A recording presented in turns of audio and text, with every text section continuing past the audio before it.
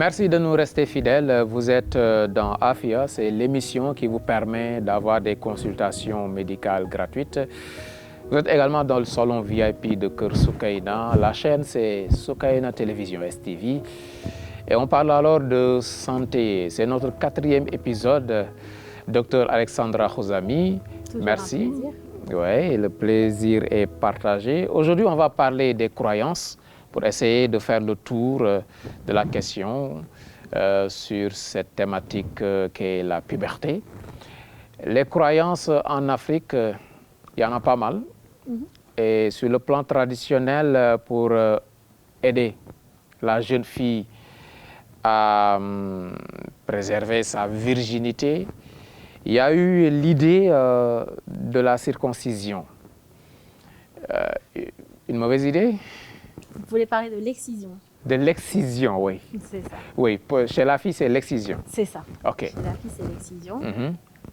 Bon, c'est une mauvaise idée. On va dire que ça fait partie, en tout cas médicalement parlant, des violences gynécologiques. On le classe dans des violences gynécologiques. Pourquoi? Parce que déjà, ce n'est pas fait de manière médicale dans un bloc opératoire. Ce n'est pas la fille qui choisit ça, on le lui impose alors qu'elle est en bas âge. Donc, c'est une croyance et c'est quelque chose qui se fait... Bon, en fait, chacun est libre de son corps. Et personne n'a le droit, pour moi, de venir prendre la décision sur un autre de qu'est-ce que tu vas faire avec ton corps. Parce que ce sont des femmes qui sont excisées à 8 ans, ou à 5 ans, ou à 6 ans, et qui viennent nous voir en consultation à 35 ans ou à 25 ans et qui te disent je ressens rien quand j'ai un rapport avec mon mari. Oui, et on parle de mutilation génitale. Ce sont des mutilations génitales. Ce sont des violences gynécologiques qui sont dans des mutilations génitales. C'est ça. Oui, le côté positif, s'il y en a, c'est d'aider la jeune fille à s'abstenir, sexuellement parlant. Parce qu'on touche au clitoris, c'est ça, non? On l'enlève, exactement, c'est ça. Et c'est l'organe du plaisir chez la fille. C'est le seul organe du plaisir chez la fille. Le seul. Vous voulez me dire que sans clitoris, il n'y a pas de plaisir qui passe par le vagin? Non. Parce que le clitoris, il occupe anatomiquement, il va du haut des grandes lèvres et il arrive jusqu'en bas à une certaine proportion du vagin. Si vous l'enlevez, c'est fini. Non, ils enlèvent juste le bout, ils n'enlèvent pas tout. Ah non, ils enlèvent tout. Ça dépend, mais il y en a qui enlèvent tout. La plupart du temps, ils enlèvent tout. Il y a des degrés. Il y a aussi des femmes qui, même avec le clitoris, n'ont pas ce plaisir vaginal. Oui, et donc dans ces cas-là, c'est des choses qui vont se rétablir ou elles sont faites comme ça. Mais c'est-à-dire qu'aujourd'hui, si on me dit, c'est comme si on décidait pour vous que, tiens, j'ai pas envie que tu marches, donc on va te couper le pied à ta naissance, et c'est comme ça, c'est culturel. Est-ce que c'est normal? OK. Oui, parmi les croyances, il y a également le fait de pousser la fille, de la préparer à être une maman, à rester fidèle à son homme, à n'avoir qu'un mari dans sa vie. Ça, quand même, ça fait partie des beaux côtés des croyances en Afrique. C'est très bien, et c'est ce qui va permettre de protéger la femme et l'homme des pathologies, des problèmes conjugaux et qui peuvent être liés à tout ce qui est infidélité et multipartenariat et tout ça. Mais ça devrait être valable des deux côtés. Parce que le multipartenariat peut impliquer des maladies qui ne sont pas... La femme peut avoir un seul mari. Mais si une des coépouses a une maladie, la femme qui a un seul mari, elle aussi, elle peut avoir la même maladie. Parce que la coépouse l'a amenée.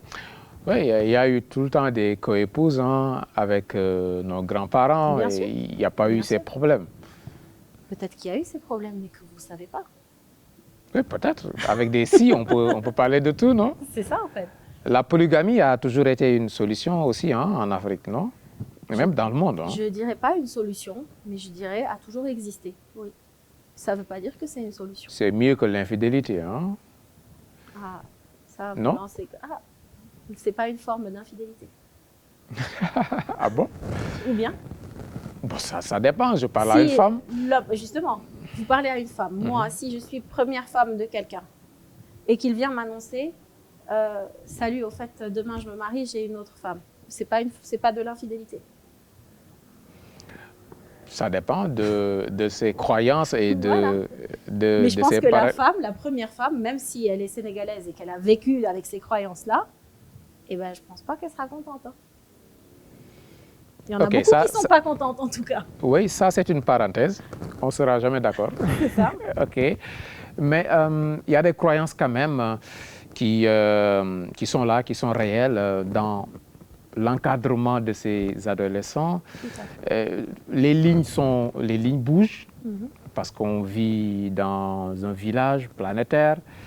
Il y a l'école, il y a les médias. Ça chamboule, hein? Les choses sont chamboulées de partout.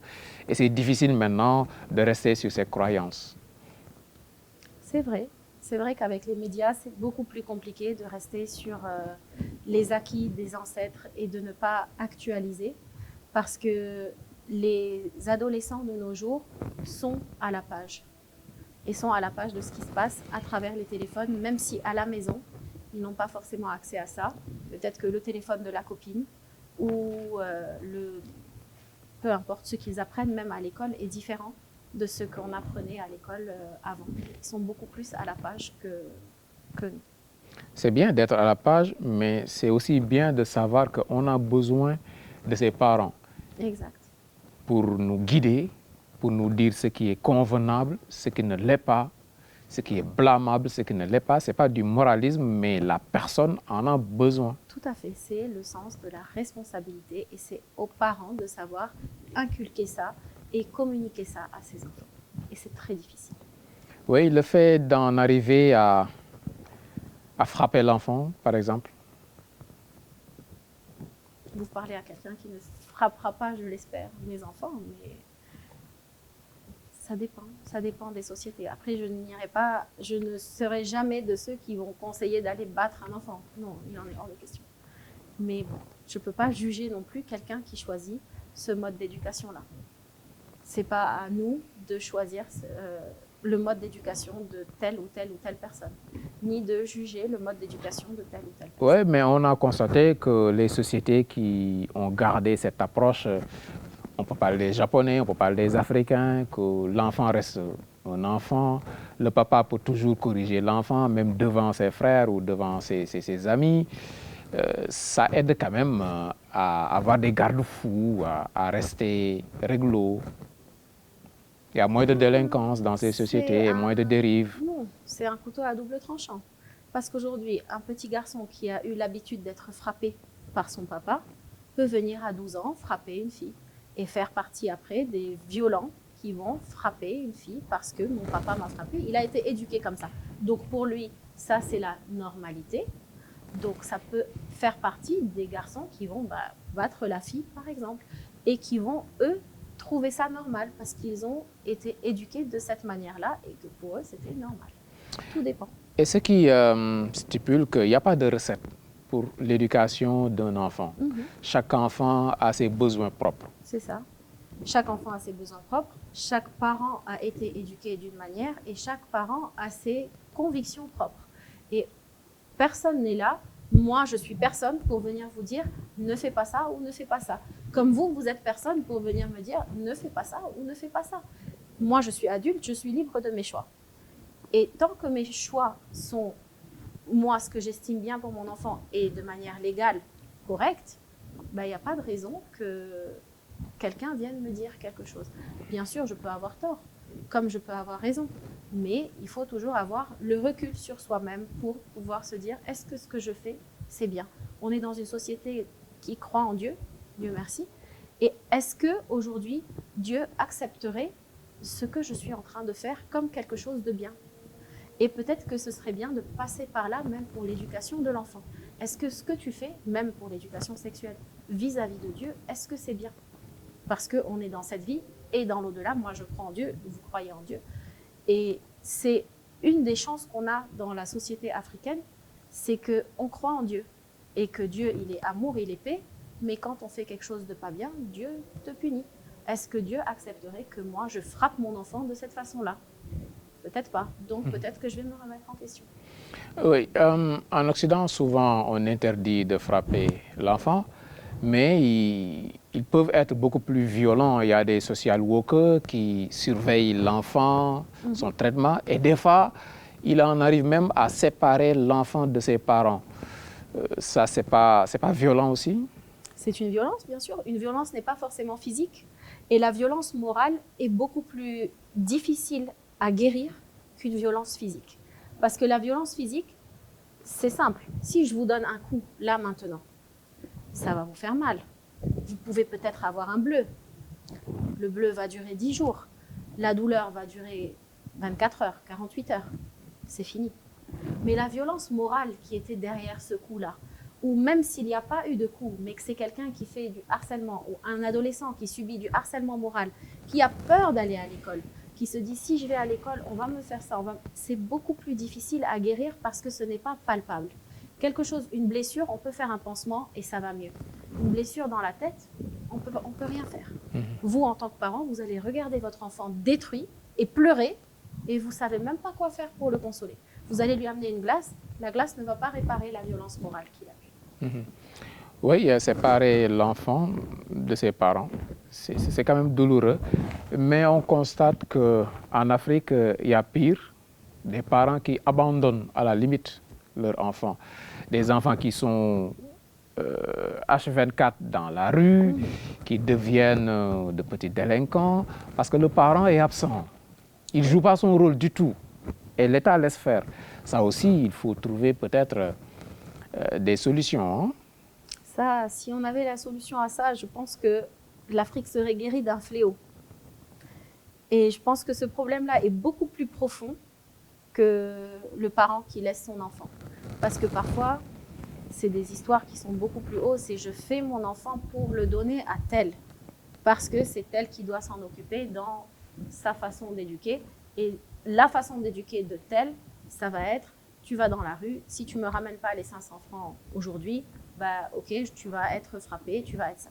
Mais ça va être le choix du parent par rapport à sa croyance. Et ça, c'est beaucoup plus élevé que moi, à mon échelle de petit docteur.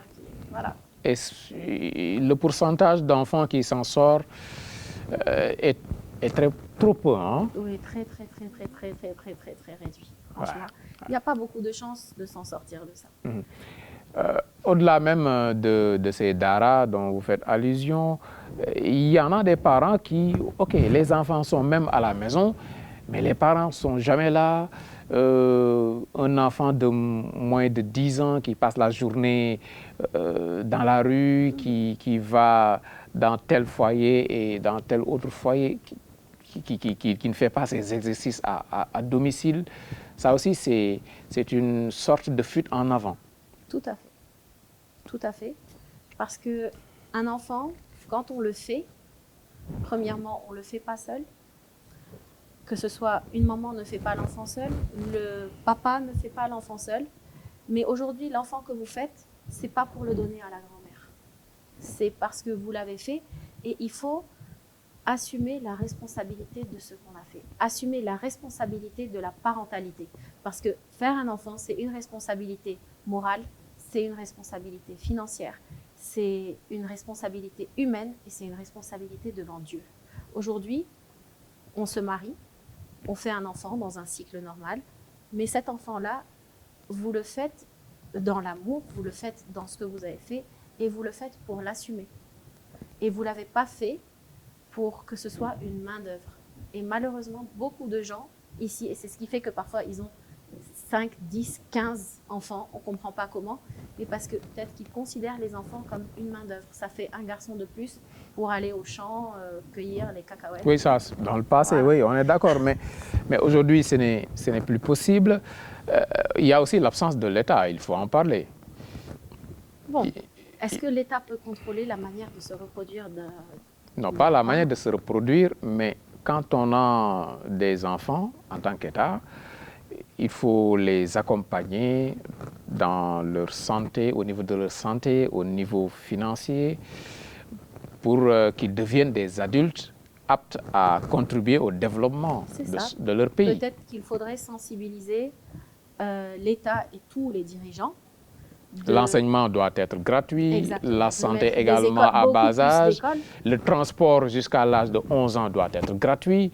Il faut ces types d'efforts de la part de nos États. Exactement, des dirigeants, peut-être d'augmenter le nombre d'écoles, d'augmenter le nombre d'instituteurs, d'augmenter les salaires des instituteurs et des centres d'écoles pour pouvoir être aptes à éduquer le maximum de personnes qui naissent. Parce qu'il y a beaucoup de personnes qui naissent et que ça, malheureusement, ça se contrôle très bien et de prôner l'éducation.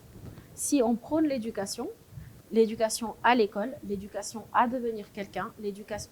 Et donc, dans ces cas-là, ça peut régler le problème. Si l'État peut faire plus d'écoles, si l'État peut faire plus de cantines dans les écoles, si l'État peut accueillir plus d'élèves. De toutes les façons, il n'y a pas d'échappatoire. Il faudra faire avec ses concitoyens qui deviennent de bons citoyens ou de mauvais citoyens. Tout à fait. Ils sont vos citoyens. Tout à fait. OK. Pour terminer, on parle de religion. Oui. Ça aide aussi à accompagner l'adolescent. Énormément. Énormément parce que ça donne une ligne de conduite en ayant peur de quelque chose qui est au-dessus de nous. Peur ou pas, mais c'est-à-dire qu'on se dit qu'on est quand même jugé par quelque chose qui est au-dessus de nous et qui n'est pas palpable. Du coup, ça peut influencer sur les actes qu'on va faire, sur la conscience. Ça peut donner à l'être humain, à l'adolescent, à l'enfant, un support pour sa conscience. Non, mais j'aurai mauvaise conscience parce que ce que je fais vis-à-vis de Dieu, c'est pas bien. Peut-être que mon père ne le saura pas, mais Dieu, il me voit. Donc, ce que je fais, c'est pas bien vis-à-vis de lui. Oui. Oui, une dose de spiritualité pour donner à l'enfant des garde-fous. Exactement. Ça aussi, ça a beaucoup aidé. Et il faut pas perdre cet aspect aussi. Il ne faut pas perdre et il faut prôner cet aspect. Il faut utiliser cet aspect parce que c'est important. Dieu est important et Dieu fait partie de nous et de notre vie. Ce qu'on fait de mal ici, on le paye là-bas si on ne l'a pas payé ici. Et moi, je suis une fervente croyante de ça. Ce que je fais de bien, c'est tant mieux pour moi. Ce que je fais de pas bien, si je ne le paye pas ici, je vais le payer là-bas. Oui, c'est bien dit. Docteur Alexandra Khosamy, merci. On n'a pas trop parlé Wolof. C'est pas grave. Vous Venez comprenez, mais... Je comprends, mais c'est plus difficile de parler. Mais pour les termes médicaux et pour une consultation, je peux me débrouiller en Wolof. OK. Gynécologie. Oui, gynécologie et obstétrique, c'est ça. OK. Et médecine du sport. Voilà, en tout cas, merci. Merci à vous de m'avoir reçu. Et bon, c'est votre salon, hein, le salon VIP de Keur Soukaina. Merci, merci. Nous espérons vous accueillir ici le plus souvent possible. J'espère aussi. Pour parler d'autres aspects liés à la santé. Avec plaisir. Le plaisir est partagé. Merci à vous. J'espère que la consultation a été constructive, utile en tout cas, pour les adolescents et même leurs parents qui nous ont suivis. Merci et à très bientôt pour d'autres thématiques avec Dr Alexandra Khosamy.